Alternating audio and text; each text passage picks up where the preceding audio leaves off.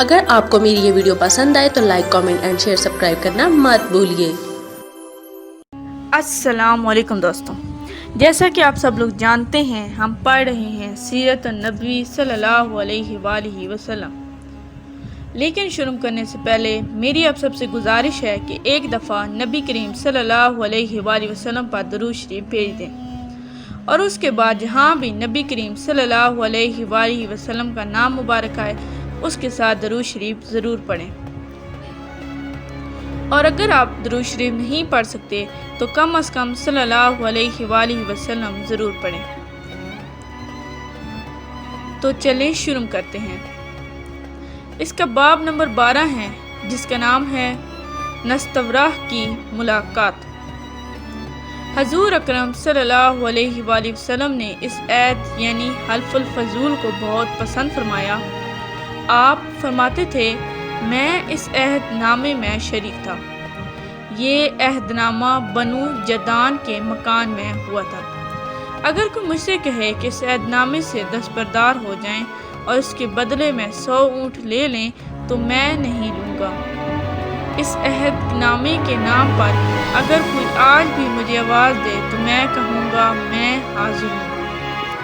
آپ کے اس ارشاد کا مطلب یہ تھا کہ اگر آج بھی کوئی مظلوم یہ کہہ کر آواز دے، اے حلف الفضول والوں، تو میں اس کی فریاد کو ضرور پہنچوں گا، کیونکہ اسلام تو آیا ہی اس لیے ہے کہ سچائی کا نام بلند کرے اور مظلوم کی مدد اور حمایت کرے۔ یہ حلف الفضول بعد میں بھی جاری رہا۔ مکہ میں آپ کی امانت اور دیانت کی وجہ سے آپ کو امین کہہ کر پکارا جانے لگا تھا۔ آپ کا یہ لقب بہت مشہور ہو گیا تھا۔ لوگ آپ کو امین کے علاوہ اور کسی نام سے نہیں پکارتے تھے۔ انہی دنوں ابو طالب نے آپ سے کہا، اے بھتیجے، میں ایک بہت غریب آدمی ہوں اور قحط سالی کی وجہ سے زیادہ سخت حالات کا سامنا ہے۔ کافی عرصے سے خشک سالی کا دور چل رہا ہے۔ کوئی ایسا ذریعہ نہیں کہ اپنا کام چلا سکیں، اور نہ ہی کوئی تجارت ہے۔ ایک تجارتی قافلہ شام جانے والا ہے، اس میں قریش کے لوگ شامل ہیں۔ قریش کی خاتون خدیجہ بنت خویلد شام کے وقت اپنے تجارتی سامان بھیجا کرتی ہے۔ جو شخص ان کا مال لے کر جاتا ہے وہ اپنی اجرت ان سے طے کر لیتا ہے۔ اب اگر تم ان کے پاس جاؤ اور ان کا مال لے جانے کی پیشکش کرو تو وہ ضرور اپنا مال تمہیں دے دیں گی، کیونکہ تمہاری امانتداری کی شہرت ان تک پہنچ چکی ہے۔ اگرچہ میں اس بات کو پسند نہیں کرتا کہ تم شام کے سفر پر جاؤ، یہودی تمہارے دشمن ہیں، لیکن حالات کی وجہ سے میں مجبور ہوں۔ اس کے علاوہ کوئی چارہ بھی تو نہیں ہے۔ یہاں تک کہہ کر ابو طالب خاموش ہو گئے۔ تب آپ نے فرمایا، ممکن ہے وہ خاتون خود میرے پاس کسی کو بھیجیں۔ یہ بات آپ نے اس لیے کہی تھی کہ سیدہ خدیجہ رضی اللہ تعالیٰ عنہا کو ایک بااعتماد آدمی کی ضرورت تھی، اور اس وقت مکہ میں آپ سے زیادہ شریف، پاک باز، ایماندار، سمجھدار، قابل اعتماد آدمی کوئی نہ تھا۔ ابو طالب اس وقت بہت پریشان تھے۔ آپ کی یہ بات سن کر انہوں نے کہا، اگر تم نہ گئے تو مجھے ڈر ہے کہ وہ کسی اور سے معاملہ طے کر لیں گی۔ یہ کہہ کر ابو طالب اٹھ گئے۔ ادھر آپ کو یقین سا تھا کہ سیدہ خدیجہ رضی اللہ تعالیٰ عنہا خود ان کی طرف کسی کو بھیجیں گی، اور ہوا بھی یہ۔ سیدہ خدیجہ رضی اللہ تعالیٰ عنہا نے اللہ کے رسول صلی اللہ علیہ وآلہ وسلم کو بلا بھیجا۔ پھر آپ سے کہا، میں نے آپ کی سچائی، ایمانداری، نیک اخلاق کے بارے میں سنا ہے، اور اسی وجہ سے میں نے آپ کو بلوایا ہے۔ جو معاوضہ آپ کی قوم کے دوسرے آدمیوں کو دیتی ہوں، آپ کو ان سے 2 گنا دوں گی۔ آپ نے ان کی بات منظور فرما لی۔ پھر آپ اپنے چچا ابو طالب سے ملے اور انہیں یہ بات بتائی۔ ابو طالب سن کر بولے یہ روزی تمہارے لیے اللہ نے پیدا فرمائی ہے۔ اس کے بعد آپ صلی اللہ علیہ وآلہ وسلم سیدہ خدیجہ رضی اللہ تعالیٰ عنہ کا سامان تجارت لے کر شام کی طرف روانہ ہوئے۔ سیدہ خدیجہ رضی اللہ تعالیٰ عنہ کے غلام میسرہ آپ صلی اللہ علیہ وآلہ وسلم کے ساتھ تھے۔ روانگی کے وقت حضرت خدیجہ رضی اللہ تعالیٰ عنہ نے میسرہ سے کہا کسی معاملے میں ان کی نافرمانی نہ کرنا، جو یہ کہیں وہی کرنا، ان کی رائے سے اختلاف نہ کرنا۔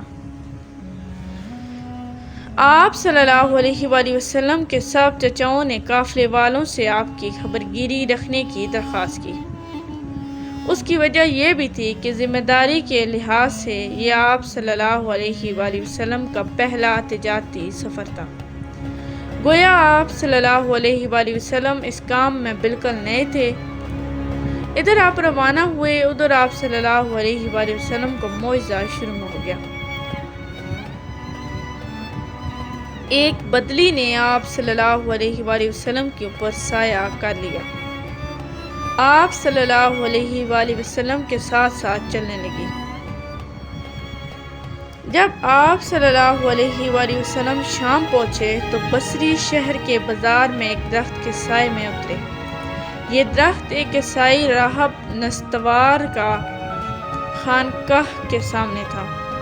اس راہب نے میسرہ کو دیکھا تو خانقاہ سے نکل آیا۔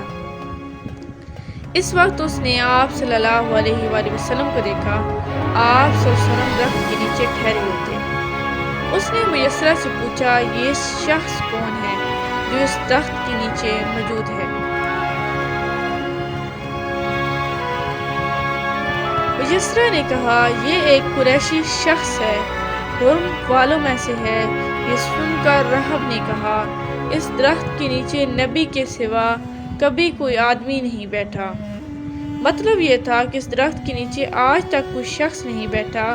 اللہ تعالیٰ نے اس درخت کو ہمیشہ اس سے بچایا ہے کہ اس کے نیچے نبی کے سوا کوئی دوسرا شخص بیٹھے۔ اس کے بعد اس نے میسرہ سے پوچھا کیا ان کی آنکھوں میں سرخی ہے؟ میسرہ نے جواب دیا ہاں بالکل ہے، اور یہ سرخی ان کی آنکھوں میں مستقل رہتی ہے۔ اب نستوار نے کہا یہ وہی ہے۔ میسرہ نے حیران ہو کر اس کی طرف دیکھا اور بولے کیا مطلب یہ وہی ہے؟ کون وہی؟ یہ آخری پیغمبر ہیں۔ کاش میں وہ زمانہ پا سکتا جب انہیں ظہور کا حکم ملے گا، یعنی جب انہیں نبوت ملے گی۔ اس کے بعد وہ چپکے سے آپ صلی اللہ علیہ وآلہ وسلم کے پاس پہنچا۔ پہلے تو اس نے آپ صلی اللہ علیہ وسلم کے سر کو بوسہ دیا، پھر آپ صلی اللہ علیہ وسلم کے قدموں کو بوسہ دیا اور بولا میں آپ صلی اللہ علیہ وآلہ وسلم پر ایمان لاتا ہوں اور گواہی دیتا ہوں کہ آپ صلی اللہ علیہ وآلہ وسلم وہی ہیں جن کا ذکر اللہ تعالیٰ نے توریت میں فرمایا ہے۔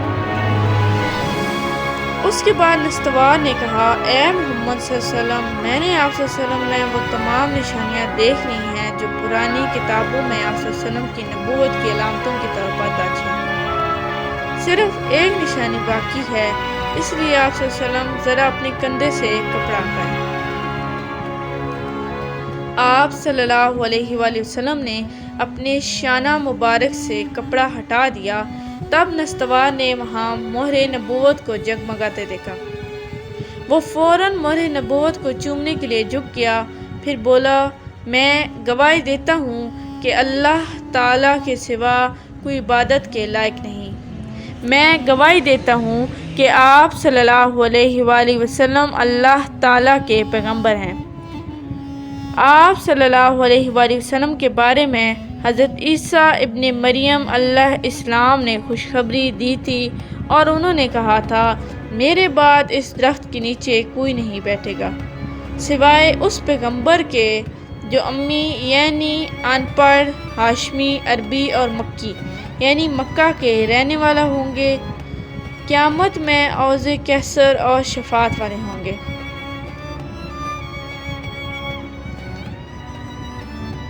اس واقعے کے بعد آپ صلی اللہ علیہ وآلہ وسلم بصری کے بازار تشریف لے گئے۔